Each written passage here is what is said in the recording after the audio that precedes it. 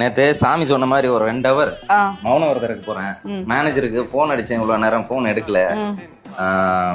அதனால டிஸ்டர்ப் பண்ணுவானா? சரி மா, உங்க மேனேஜர் தான் போன் பண்றாங்க. திவ்யா எடுத்து பேசுறா. ஹலோ. Hello ma'am.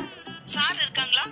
கொஞ்சம் ஃபோன் கொடுங்க. மேம், அவர் வந்து மௌன விரதத்துல இருக்காரு, அதனால பேச முடியாது. இவ்வளவு நேரம் உங்களுக்கு கால் பண்ணாரு, நீங்க எடுக்கல. ஓ ஓகே, சாரி நான் கொஞ்சம் வெளிய போயிட்டேன். எவன் கூட போனீங்கன்னு கேக்குறான்.